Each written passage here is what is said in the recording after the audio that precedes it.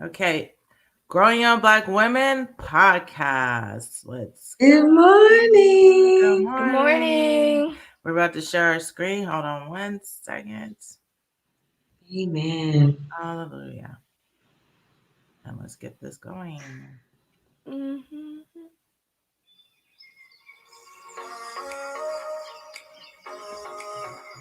We're about to start in about 2 minutes.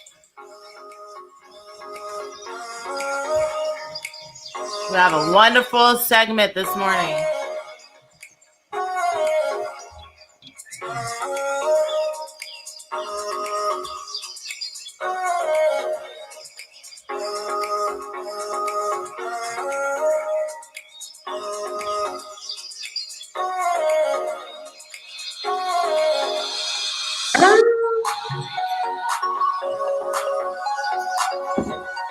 GYBW.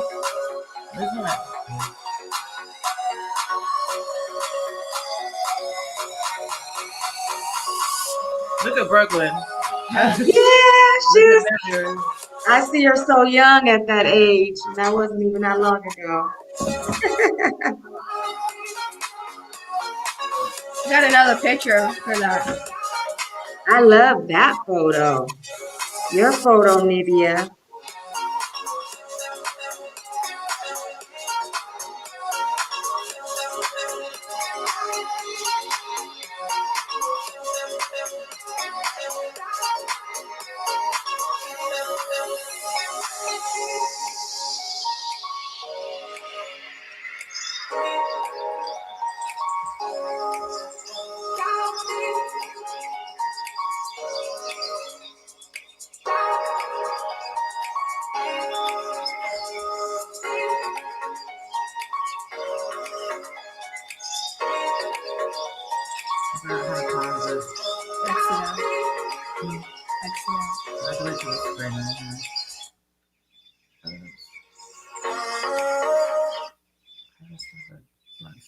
Exit out. I'm trying to stop it. All right. Hold on 1 second. I'm trying to get the music to stop.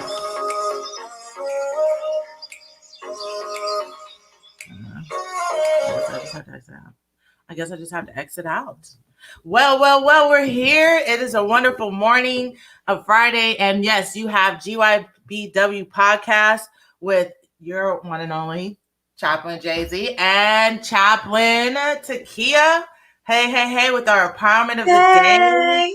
We've got so many wonderful things to talk about. We have a wonderful segment of our hot topics. And also we got our GYBW ambassador here. Say hello. Hello, everybody. Wonderful. So I'm going to share my screen because we're going to get right to it. And I want to be able to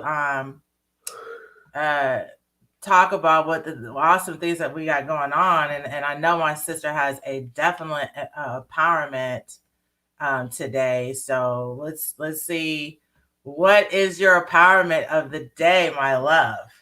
Absolutely. Listen, you guys, I always love focusing on the empowerment of the day when we do this.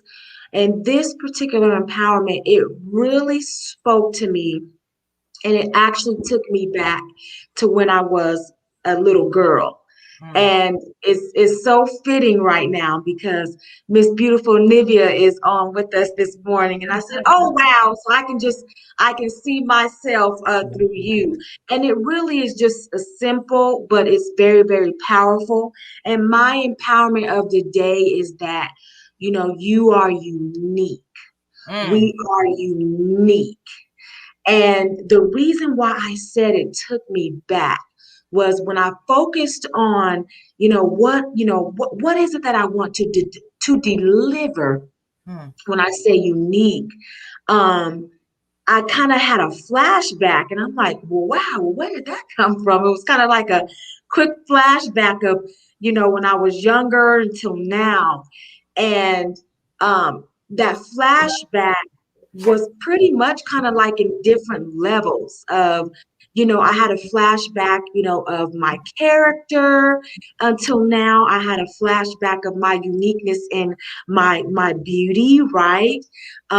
a uniqueness, in my personality, Yeah. all of those different things. And that's exactly what we are. I remember, going through, um, you know, kind of a growing thing through my beautiful dark skin color, but now I'm unique. And the word tells us that I'm fearfully and I'm wonderfully made, and I'm made in the image of God.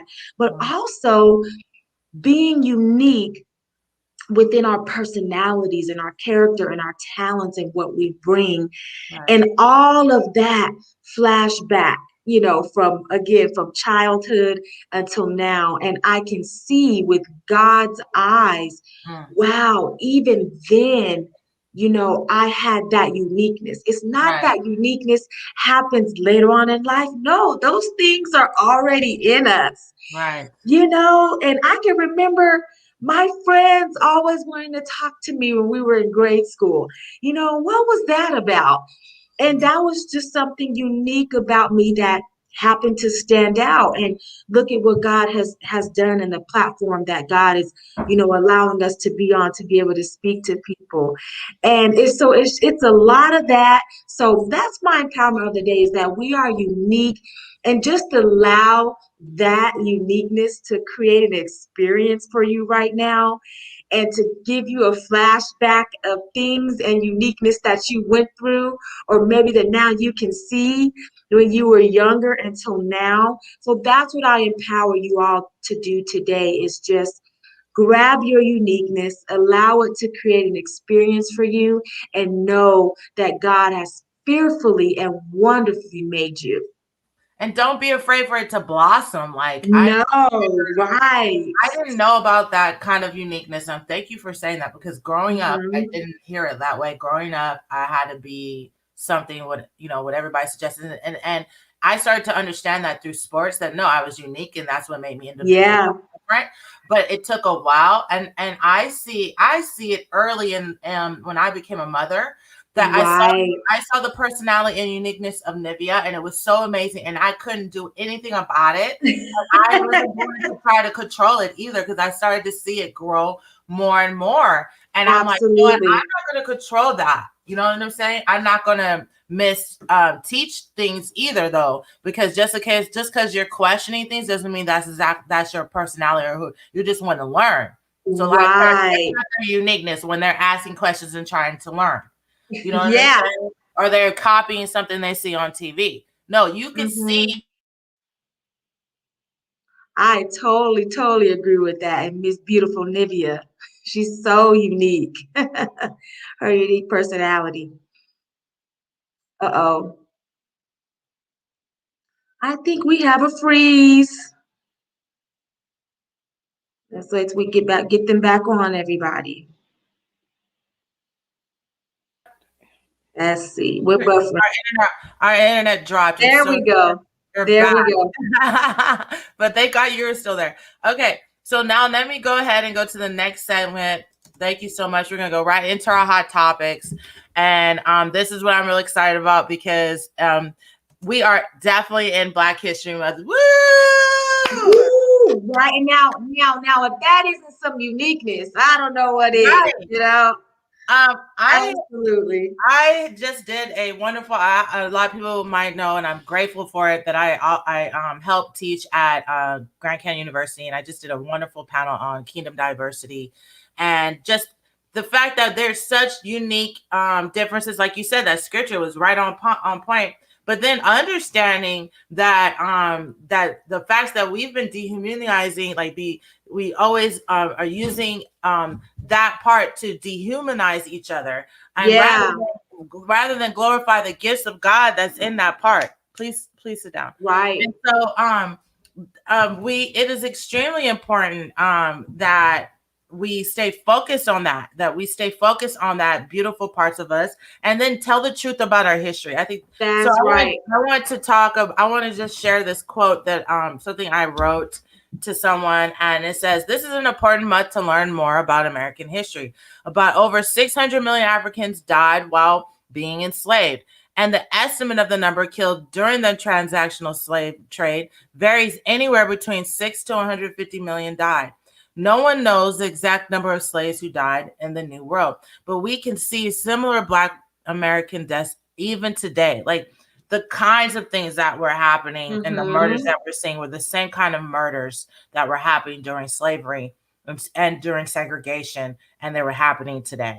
So please take the time for us all to research this month about our American history. This is not That's Black right. history. This is American history of forgotten Black American inventors, Black American ministers, Black American scientists that were slaves and free, but hidden from our history. So this is not about Black history to tell everybody, oh, it's Black History Month. It's about letting everybody know that you guys, that this country and has held and hidden the American history. Yes, yes. So we're saying these are people that built the country that were hidden. So we want to talk about it, and they won't teach it in school. So we wouldn't have America and the things we have today without these Americans. I don't care the fact that if they were Black, white, Asian, or whatever. If it was Asian people that came here from slavery and taught and did things, and then we did not teach about it, I would be just the same as an advocate to say, we need to know about this history. I remember when I first learned about the Holocaust, I was angry because I didn't know enough. And I thought, wow, this should have been taught earlier, you know? So it says that the Americans that did not choose to come here, but made something great here. Okay. They didn't choose to come here. We weren't, these Americans, these Black Americans, my ancestors did not choose to come here. They did not come as immigrants. They did not. Do not correlate with the same of most of other cultures that came here that made the choice to see something new, to make something new in this country. I love that you're doing this, because this is challenging, and this is and God tells us to have a renewing of the mind, and this is truly what this is. So I'm glad that you're doing this. This is powerful, because our perspective needs to completely change in regards to this. Yeah, not and even mine. Absolutely. Even my perspective. Like, I'm not gonna sit around and be angry about the fact that other cultures don't know about this. Absolutely. I'm gonna just keep educating and educate in love. That's what we have to do. Yeah. So this is true kingdom diversity. This is the diversity that God talks about.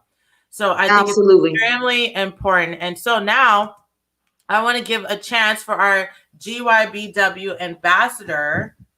Okay, and let me go ahead and give you your banner and give you a chance to talk about something that you have questioned, or really, she said this time she's not questioning. So let me get that off, right? This time she wants to talk about, you have a statement of things that goes along with the Black history and things that you're learning in school. Okay, go right ahead. So, when I was in my class, it was a couple days ago, and something happened. We were learning about Adolf Hitler and the Holocaust, and how many Jews were killed, and just because they didn't look, or because Adolf Hitler thought that they were making his country worsen, and we know that Adolf Hitler was a horrible person. He was just crazy, and he killed millions of people, and he had like those, what were they called, the lightning kills. I forgot what it was called, but it was when he would go every once in a while, a night, and then go kill hundreds of people in one night, massacring people. I was thinking, and then my teacher was saying, well, when I went to Germany and went to the places where they showed us about the places where he bombed the buildings and the Holocaust began, and then she asked her tour guide, well, why do you guys keep this up? And she said, her tour guide said, well, we need to keep it up to remember what happened and to know how we have to learn from it and not be those people again. And that made me think, because I've been pressing on in my classes about Black history and learning how, well, where all the African Americans on all these happenings? where are the African Americans in the war? Where are they? They show all these other people being in the war and losing all their families. But I'm thinking, well, they were still higher than the Black community. Even doesn't matter how low they were still higher than how the Black people were living. So let's say the Americans were were in a horrible time. They had to go underground to stay safe from the bombings, and they had schooling. They had to go. They were able to go to church, and they had a home to stay in. But let's imagine the Black Americans. Where were they? They were probably gone. And they were murdered. Okay. So when you're saying that there was something that you were saying that was really good, that they really were teaching so much about this other history, but why they didn't teach about Black history. Yeah. I'm seeing a continuation of that. I look every day, I guess. I look through if I'm going to a new school, I look through my my history book to see how much we're gonna be going over. And I noticed that they only talked about at least two things about the most important things in our Black history: the lynchings and the KKK. I know a lot about that because we have to in my time I have to go in the internet, go search for it, go to museums, go to all these places to find and learn about it, but my teacher doesn't want to teach me. Yeah, and that's the curriculum in the schools. But what was something that really touched your heart that you said a scripture came to your heart? It was take the log out of your eye before you take the thorn out of somebody else's. Wow. I have noticed that they're saying that we need to talk about this to not do it again, but we have not talked about it. We have not talked about the millions of people have died. We have not talked about how you took people from their country and enslaved them and killed them and treated them horribly. But yet they'll talk about Hitler and the Germans and the Japanese culture. There's some horrible people. I put up statistics, like my mom was saying before. They've killed millions of people, hundreds of millions of people, and we're still counting for 400 years. Yeah, and I'm glad that I'm glad that she said people. I just checked myself because she didn't say Black people, because it's the fact that you just killed millions of people. It doesn't matter if millions of people, orange, Asian. So green, it don't matter. That slavery, you killed millions of people, and we need to recognize that. And we can't talk about other cultures or other countries, other nations, and have it in education and not teach about what we've done. Take the log out of our own eye, right? Yeah. Say it again. Take the log out of your own eye before you take the splinter out of somebody else's. The log is even bigger. It's just continuously getting bigger and bigger, while the splinter is still it's still the same size. Right. That's right. Wow. And then it's like he keeps on putting more logs in his eye. Yeah. And now he has logs in both eyes. Yeah. Where they can't see, Nivea. Yeah, you are right. Right, where it's blind. And so that's what happened. It definitely has happened to America, that we're putting logs in our eyes. We cannot see, and yet we are still trying to pick on other nations of what they're doing. We've got to heal. And thank you so much for your segment. You were outstanding. Is there anything else you want to say? I love that. I'm just saying that it wasn't just the Black culture, it was more than the Black culture. I can say that going through my history books, they've killed the Asian and Chinese culture. They've killed the Native American culture. They've took away all of their land. I'm like, well, I'm looking through the history books, and they're talking about how they immigrated to the Americas, and they took the Native Americans' nation from them. Yeah. And I'm not saying it what belonged to them, but they just totally came in there and ruined their whole way of life.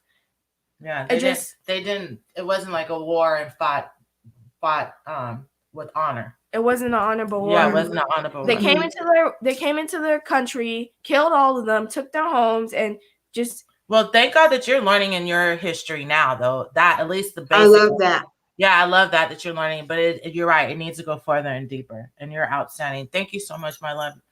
You can stay for the rest of the segment if you want. But yeah, thank you. So take out the log out of your eye, America, right? That is the hot topic today. Take the log out of your own eye. before you can take the splinter out of other nations. And let's focus on our nation and what that means to That's right. actually And you said change. something powerful there. And when we do that, that's when healing comes. Right, We need to heal. We need to right, heal. right. And the But we healing, have to heal in truth.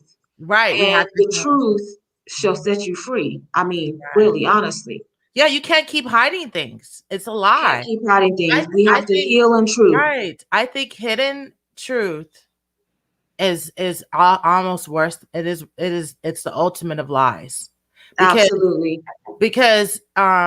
it is, people try to act like it's not a lie. No, but that's the reason. That's why it's the Well, ultimate lie. in that, when they're wanting to then turn the perception of a lie into some other type of reality, or for you to just kind of not be in that lie, anymore. They're no longer wanting you to acknowledge it as such. And that's what we want Right. to do.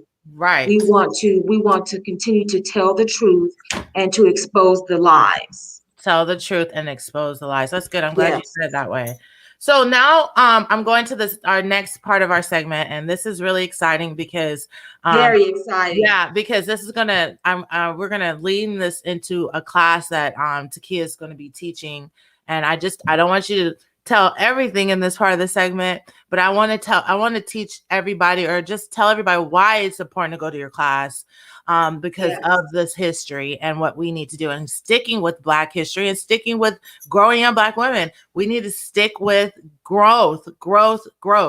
And so this is what it's about. Growth doesn't just because you're young. It starts even now in our ages. You could be 40 years old that needs to grow still, and 60 years Absolutely. old and needs to grow still.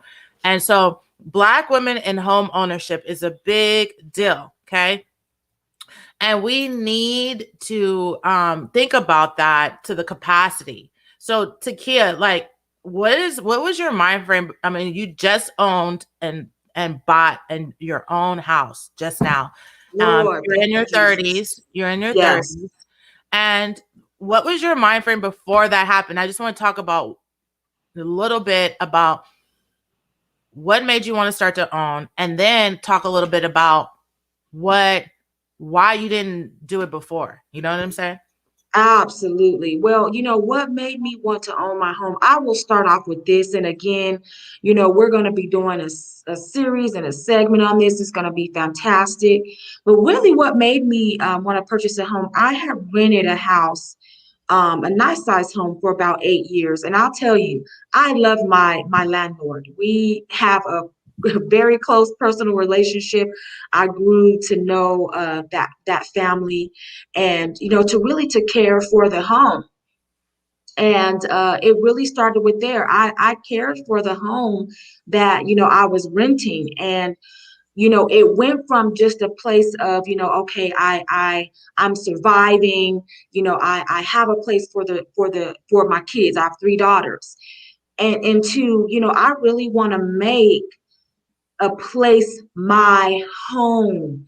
Yes, I was renting a house, but I really wanted to get into something that I could truly make my home. Mm. And there were some series of events that caused me and allowed me to be there, which, we definitely will go through those details. But that's really where it started. I just had that fire grew in me, where I truly wanted to step into that, that season, or just even that womanhood of, I want to be able to create, a beautiful home. And there's just certain things that you can't do, in a rental. Right. And, I took the leap of faith to go and live with my mom and get rid of some debt. And those are just some key and fundamental things, again, that, we will further discuss. But I took that leap of faith. That may not be everyone else's story, but that's what I had to do, Right. to start my journey in home ownership. It really was looking and saying, okay, what are some things I need to change? So, those are some spending habits. It started off there, Right.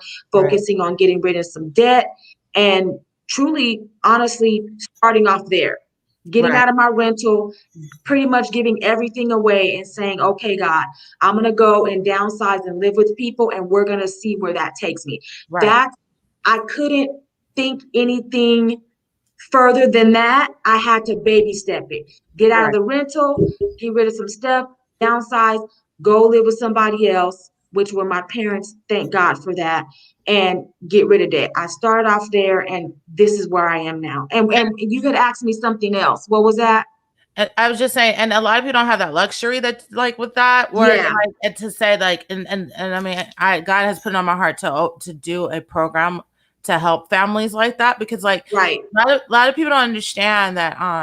And I'm gonna go ahead and go to the next slide, but a lot of people don't understand why is it a struggle for Black people alone, and then Black women, Right. and it starts with our families. It starts with the systematic things. And I want to get historically, so when you go into your class, people can understand open-minded why it's been so hard and why you don't desire it. And why we're trying to get you to an area of promised land, because it's been so many years of this kind of chains on our wrist.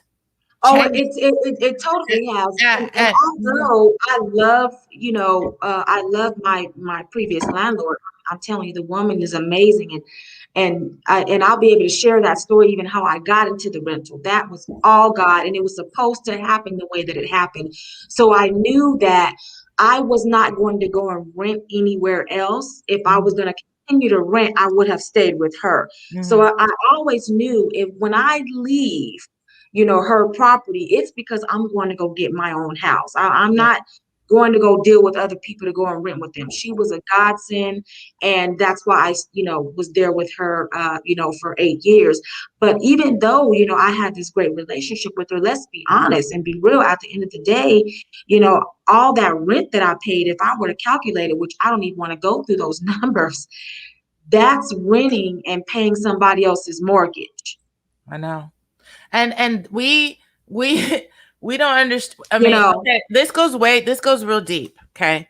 Yeah. It's you don't realize it's a huge dependency. It's still kind of a form of slavery, because of the times when we did try, it was kept out from us on purpose, so you could feel helpless, and that the only choice you have is to live and renting and paying someone to live or there. Government housing or right, or like that or like that. And so this was the whole system, and we were right. kept out. Even when we were successful, we were kept out from the opportunity. And I want to talk about this because I want to get our hearts and our minds changed, and it is and then our families to open their hearts and minds as well, because our families will not help each other to get that opportunity. You were so absolutely so awesome to think, oh, your mom was like, I'm gonna give her a chance. And then I can't wait till you tell the story, because then it blessed her. It broke the generational curse. It blessed her. Girl, I can't wait to tell it. So we'll talk about that in her class. You're gonna hear about that.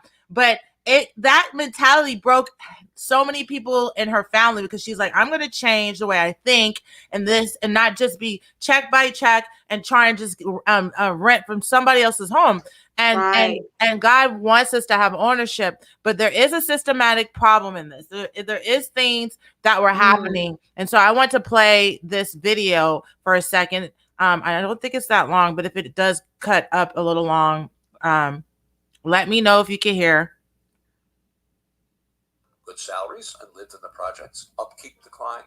The projects became vertical slums that we came to associate with public housing today. Another federal program that was perhaps even more powerful in creating racial segregation, and that was a program of the Federal Housing Administration designed to move white families out of urban areas into single-family homes in the suburbs. On a racially explicit basis, we created a white noose around every urban area with federally subsidized single-family home subdivisions. These were giant subdivisions in many cases.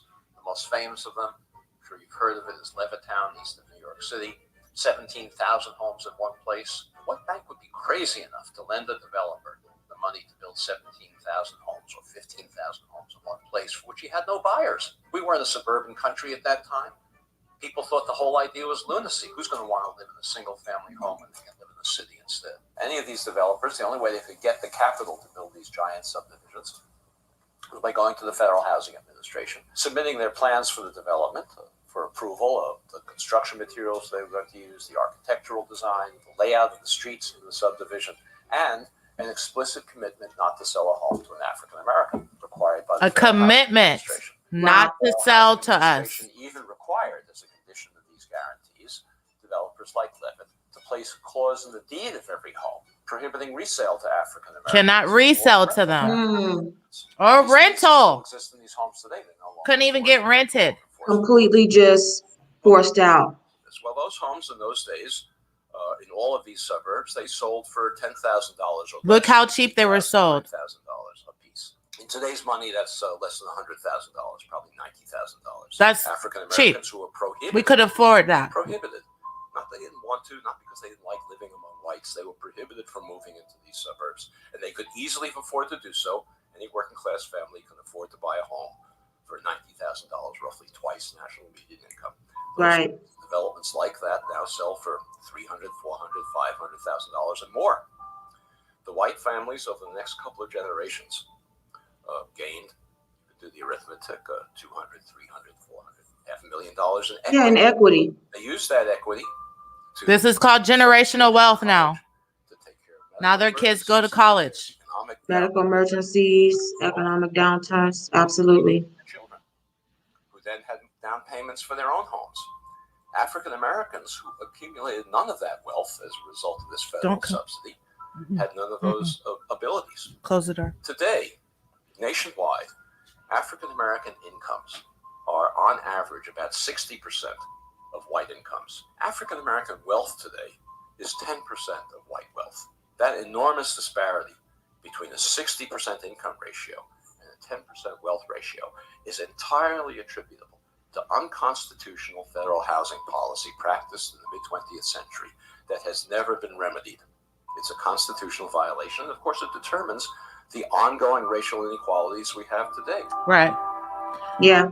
Well, yeah, maybe we should go ahead and read that, but it's so heartbreaking. Now, I have another video that I was going to show, but I don't, because of time, but this one, let me see how long it is. I want to give a whole. That was powerful. Yeah, let me see about this one and see how long it is. It's 2 minutes. It's perfect. Yeah. So this is why I want you guys to pay attention to this part. Now that we have been this is happening to our families too. The black men are getting thrown in prison. At the same time. This is all at the same time. Most likely we're gonna let you go home, and then I never went home. The 13th Amendment to the Constitution makes it unconstitutional for someone to be held as a slave. There are exceptions, including criminals. The loophole was immediately exploited. What you got after that was a rapid transition to a mythology of black criminality. Some people got the real problem.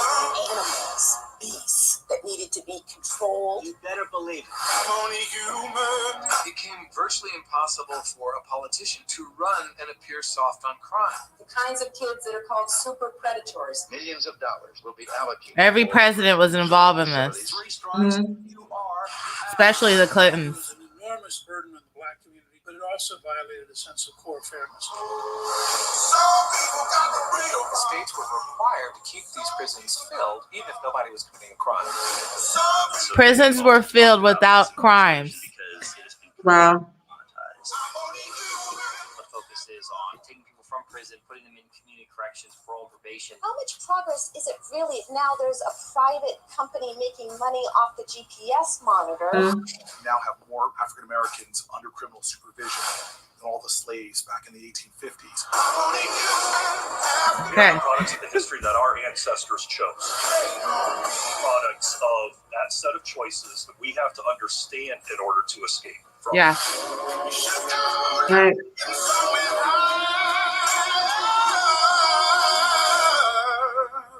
Okay, so that was a total of 8 minutes. I just had to show these videos because I don't want anybody that I think I'm not coming from serious sources of why it's been difficult for Black women. So the reason I really wanted to talk about this too was it's also because of the fact about ownership. And the scripture says that the Lord owns everything. The earth is the Lord's and everything in it, and the world and all its people belong to him. God owns it, and if you are a servant of God, he wants to give it to us. That's right. So this is something that is systematic demonic of what's been happening. This is not work of the Lord, and we are not cursed. So that is a lie from Satan. It says right here, the earth is the Lord's and everything in it, and whatever belongs to my Father, which is I belong to him. He gives it to his people. That's right. Grateful. He is generous, and he has mercy, grace. And so there's abundance. So even in your house right now, Takia, it is not yours, it's God's. And he gave it to you. And that is why you became a submitting servant of God. Now, let me say this.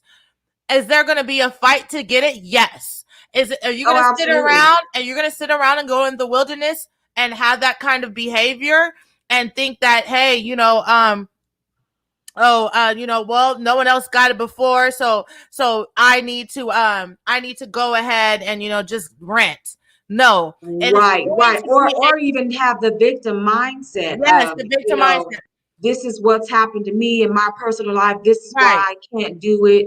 All of those things played into factor. And this is very powerful that you showed that these things are happening simultaneously. Right. So that's where I want to get to. So let me say, why am I targeting Black women? See, if we were in any conversation, it should be saying home ownership for Black families. Right. But I wanted you to see the long term and the video of the redlining and gentrification. That's right. And then the long term of imprisonment of Black men, because the imprisonment of what they're talking about are all men. I mean, this is where we're at. Very low for women. Yeah, this is where we're at. This is where we're at.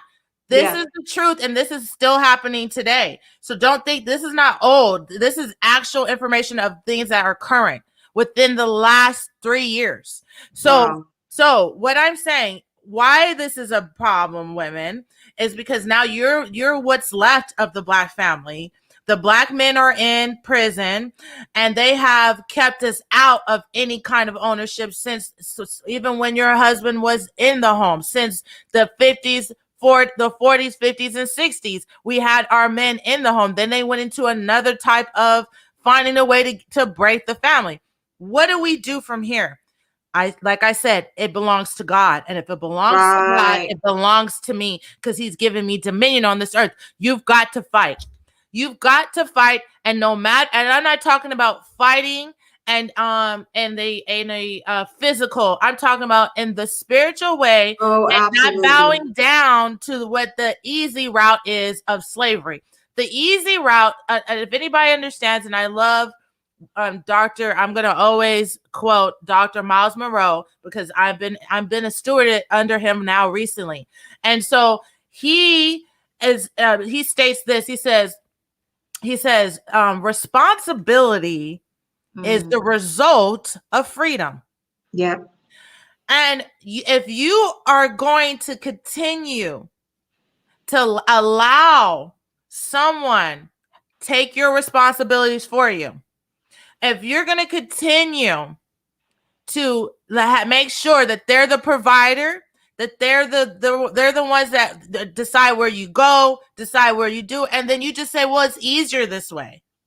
Let me tell you this as well. You'll still be enslaved. You'll still be enslaved. And this is why, what you're hitting on is so important, because let me just explain to you, I'm going to give y'all a little taste, of what we're going to go into, but I want to highlight this.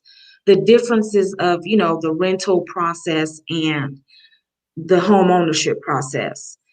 The rental process, and a lot of you may have had this experience, it's kind of brutal what they put you through. Mm-hmm.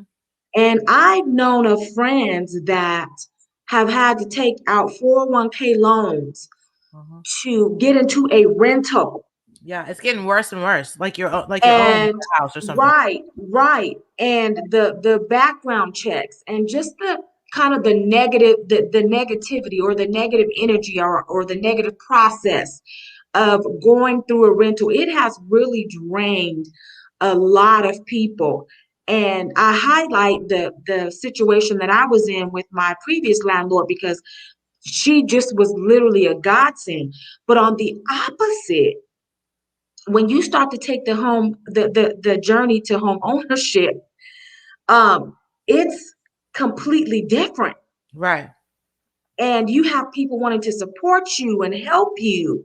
So what is it? What's going on that we're entrapped into this mindset of renting, and going through really these emotionally draining and brutal processes of, background checks and credits, and not to say that that doesn't happen in the home buying process.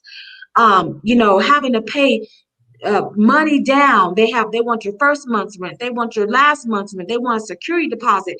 And by the time you've paid that, that's the same amount of money that you may need to buy a home. Yeah, it's actually the exact same amount with all the grants that's available to, if you're a first time owner, if you are putting down, and you put about at least $5,000 down to get into a rental of a house where you could have that. And this is why I'm really saying this, because this has to do with us too and our freedom and how we're treating each other as families. You cannot not tell me that you are not giving the opportunity, even if you're renting yourself, to help us on your own. And I'm not trying to tell you to take in your friends and let them stay with you, but if you have a brother or sister or your own children, your child, right? You couldn't send them to college. We know that, but you can at least you already kicked them out at 18, right? And told them you're an adult and you gotta go. And they've been paying rent since 18 years old. Right. Exactly. 18 is not grown. 18 is not grown. And so we've got to get that out of our mind that, yes, we understand from the historical facts that you were kept out from ownership, but we have an opportunity, and you've got to give the chance for your children and your children's children and just a legacy of that, of some kind of ownership. And you've got to teach it as well, and get them and help them get them not, if they don't got a job, they don't want to go to school, they don't want to do anything. Yes, let their butts get out there and have a time with God. But if they're working, going to school, I mean, and I can tell you, I think that's the hardest thing that I struggled with.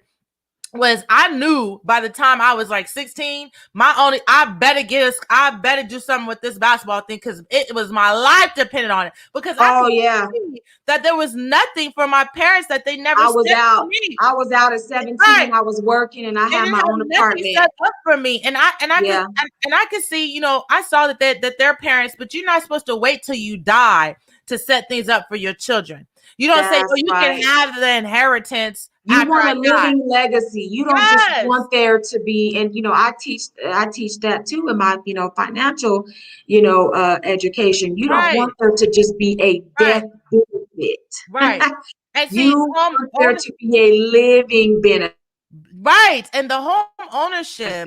Why a living benefit opportunity for our families?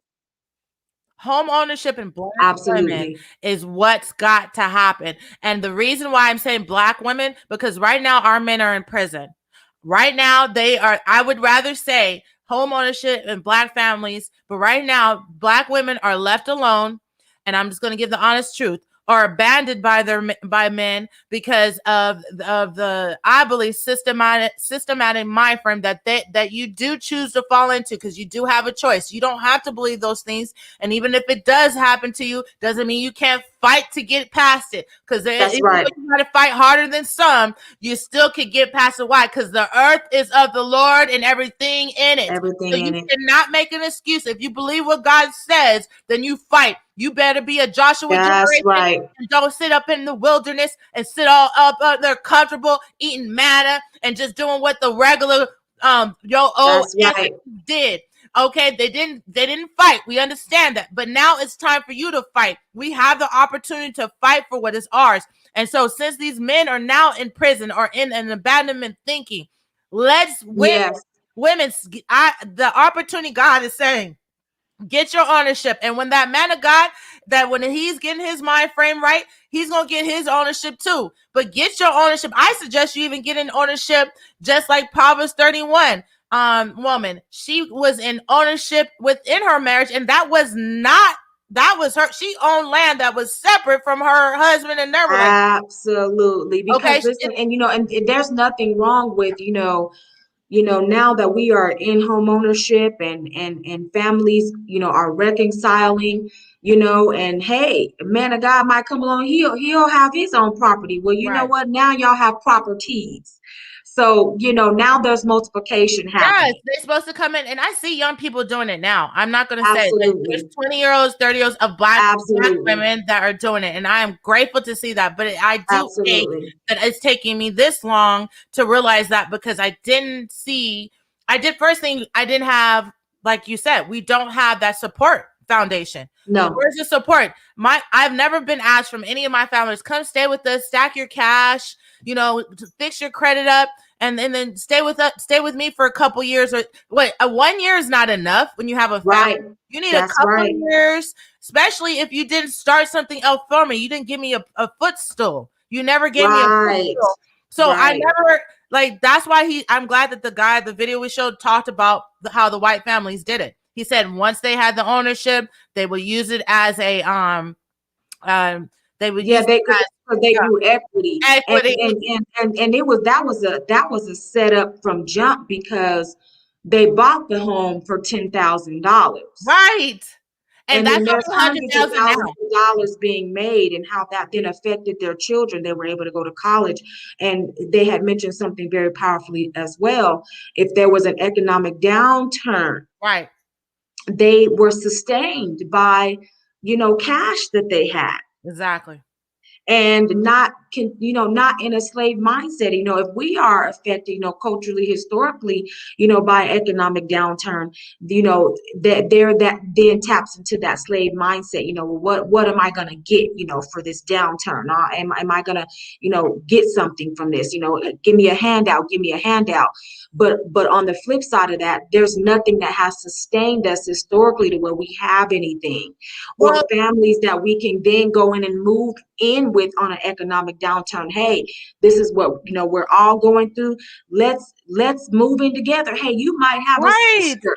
If the both of y'all are single mothers, maybe y'all both need to move into the same house with your children and figure that out as well. Yeah, and that's a problem too. Right. That's a problem too, is that sometimes we can't come together in that sense. Yeah. And help each other out as well. And I could tell you this too. Another thing, when you sell, the first thing they did was you tricking the money. I remember my grandmother. Oh yeah.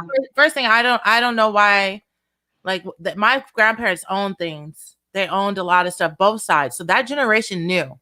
But they should have possibly, like I said, sold and bought another so they could use the equity for their, but they had children that they're like, y'all ain't doing nothing that I want to invest in. Anyway, you over here tricking, you don't got a job. And I get some of those reasons, you know what I'm saying? Right. But what I'm trying to say is that I think it's a lot of selfishness and all greed at this. You'll sell the house and you're going out tricking the money, and you didn't create your empire. You didn't create your generational wealth.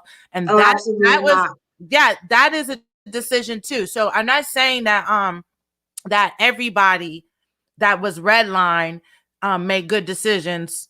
Made because I do believe we were red line regardless. But I'm saying there are some that surpassed that, and then when their parents died, they still they went cashed that house and still tricked the money and never gave it to any of their children's children or whatever it may be.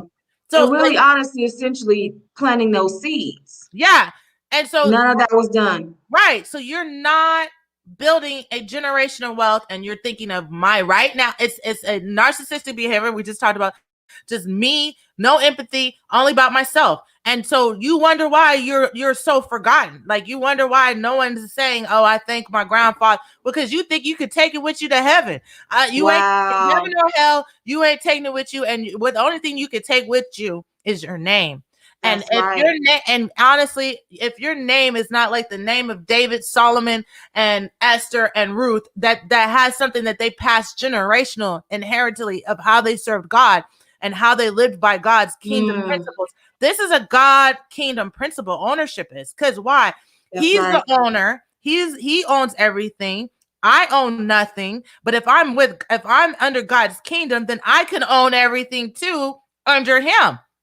Wow. So you're not thinking kingdom principle. So it's very frustrating, but at the same time exciting, because this is a change. This is a new year. Women of God, absolutely. We're gonna be challenged. We're gonna be a little bit uncomfortable in this. But You know, we've got to do it, women of God. Women absolutely. of God. Women of God. Go own. Try your best to own. I'm in the process of that. I'm angry that I never did it. And I'm angry that people didn't help me out through the process, but I can't sit around and be angry, about that and sit around and complain. I've got to fight for what God says that I can have. And so when you go after what God says you have, there's nothing that he will allow to stop you. And I mean, if you got to clear out all your debt and you have to wait another year, do it. I'm doing it, and I'm going to watch God just bless me in the process, because mentally I was for many years, at least 5 to 7 years in that mind frame. I knew though I wanted to buy way back when I was traveling and playing ball, but I it's so easy. You get back into the American mind frame and the slave thinking. No, buy a car. No, buy this. Absolutely. No, it just gets you in this $1 billion. We're $1 trillion spending culture. We get all into that concept and that mentality that you're supposed to be spending the money rather than saving and creating generational wealth. Absolutely. And so this is something that Takia is going to be talking about in her class, y'all. Please come to her Very, very class. powerful. And I will say this lastly, it's also about pride, because, when I started that process, mind you, I was renting my home. Hey, why not just stay there? But when I moved in with my mom, and I'm not one to, think that that's a bad thing. I was happy. So, I was going to work and telling everybody what I did. And you could, get me off my game, like, oh, she lives in a pen. You couldn't tell me that I was doing anything wrong or try to make that be a negative thing. But, some people, they may think that because it's pride. You've had to go and sell your things or get rid of some stuff, and now you're living with other people, or you're living with your mom, you're back living. Get rid of that pride. And you had said something earlier when it was just basically just being in submission, right, being in obedience and in the order of God. And what was powerful for me was that I got into that order of just allowing God to step in and truly take care of me. When I was renting, I Takia was taking care of Takia in the way that she knew how. Right. And ultimately that, of course, it did not work. Right. And so me moving into the house with my mom, it was God saying, I'm your provider. And that truly was the blessing. And that truly was me getting in order and saying, girl, Takia, you do not have this all together. You think that you can do this. And the best you can do is be, a renter. That's the best Takia could do. Right. But let me show you what I can do. Look what God did in a year and a half versus me there 8 years struggling paycheck to paycheck. And the people around you, you got to cut them out of your life, because that's exactly the mentality that they would think, that they would put in your mind too. That's all you do is rent. You should be renting. And even when I have some friends that I love right now that I'm around right now, I have to remind myself to keep my distance, because like they think it's ridiculous and that I'm crazy to think, even in the time frame that I'm trying to say I know God's going to do it, because they believe that you might as well rent and get comfortable. That I'm not going to trick that's money. I think that's tricking money. I think that is. Once you think about what you're actually doing, and here's the thing, you are still basically acquiring the same amount of responsibility as a renter than as a homeowner. Renters, you're still paying an HOA fee. Renters are still required, and it's actually becoming, bigger, that where they want you to have homeowners insurance, or rentals insurance. So you're still acquiring It's the the same same thing as responsibilities you're owning. of you owning, and you just won't take some disciplines, get rid of a little pride, go through what you need to go through just for a short period of time, change some things, get some education on how you can actually be a homeowner. So, Use your check to pay off your credit, your debt. Your debt. That's wisdom. And some of us don't even have that much debt. Some of us don't even have, like, all you need is get some credit. And You're I just know beating around the bush around those little debts that you owe. You're just beating around the bush. I was so caught up, like, I'm not going to get, I just don't believe in getting credit, but you got to use the system for your own benefit. That's right. So, I think that's what Joshua did. That was quite great, that he used the system of how, slavery did with the other people, but used it to fight. Right. And so they couldn't fight before, because they didn't, the other generation didn't have the mind to fight. But with Joshua, they didn't even know that the other nations were already scared of them because of their God. Listen, these other nations are scared of your God, not you. So go get it. This spirit in this territory is scared of God. It fears God, and so you can take it. So they already seen the miracles God has done for us in the mistreatment, the things that they've done to us, and we still here. So don't think that just because the chains have been there, and every time you went out, and there was someone trying to stop you, that you were supposed to stop fighting. But because it has hindered your mind so much in that, and that you gave up in that area, the next generation has never felt a chain. So that's right. They've never seen it. They've never seen it. So this is why I like Joshua, because he says, I'm going to use the same fear that you guys thought that was messing with our head. I'm going to use it on you. Because actually, y'all never even, why, you got to think about this. All those years in wilderness, they never were attacked. They never had any armies come after them. Why? Because you couldn't think that way when you're in the wilderness, thinking of why, well, I'm getting mad every day, I'm getting fed every day. But why they have never actually attacked you guys as a whole like that. So when they don't attack you, that's because they know that your God is with you. That's right. So what I'm saying now, take advantage of the system.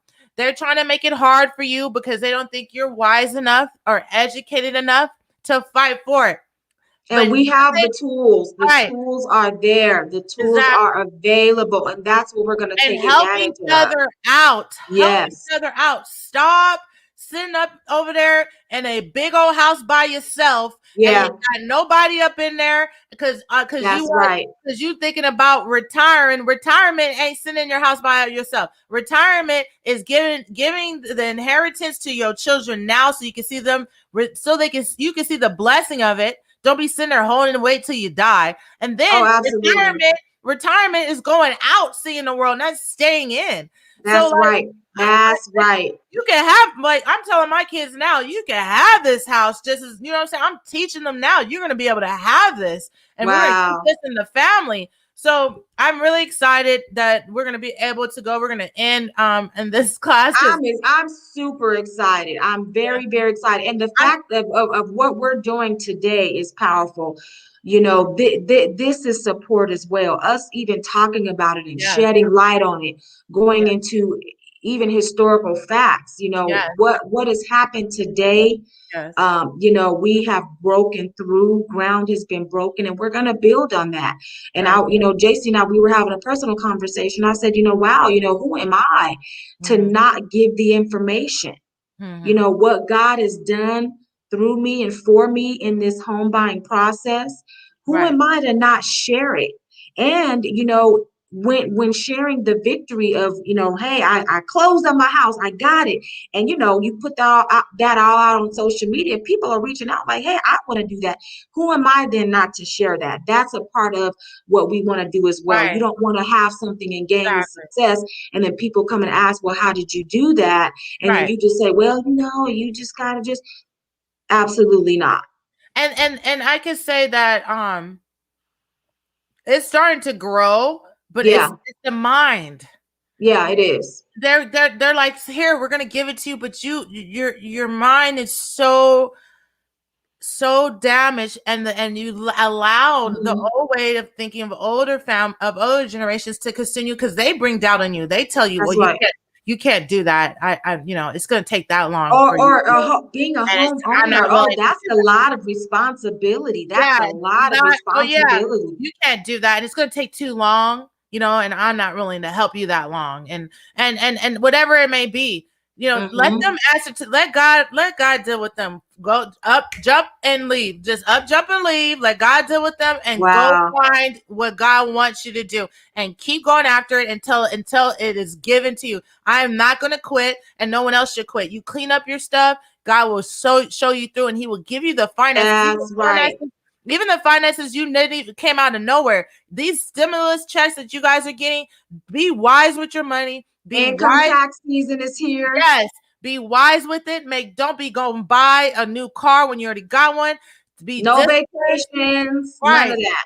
Be disciplined with your money. You don't need to bling on nobody. You need to be wise and understand that's what's going to give you happiness, because you're in the principles of the kingdom thinking. That's right. Got to get out of the wilderness thinking and get into kingdom thinking and change our mentality. So Black women, we love you. Growing Young Black Women, we're excited that you guys are going to, and I want to do a shout out to Bonita Harrison, who is a developer in Chicago, and she's been developing in these neighborhoods. The neighborhoods are not so great, and maybe we could get her on the show to talk about why she's been fighting for home ownership for our people and for Black women. And she's a Black woman, long-term ownership, but she didn't just stop owning homes. She just started buying out blocks. Woo! Okay. Yes. So Bonita Harrison, right. Bonita Harrison, if you're there, I'm gonna do a shout out to you and just say thank you for what you're doing in our communities. And there's so many more. There's so many more out there. I know, and I'm not just, I'm just talking about someone that's close to me. So we want to just say we love you guys, and we're so thankful. We love you. We're thankful. But Takia, can you I forgot to pray at the beginning, so I'm gonna go ahead and pray. Yes, let's do it.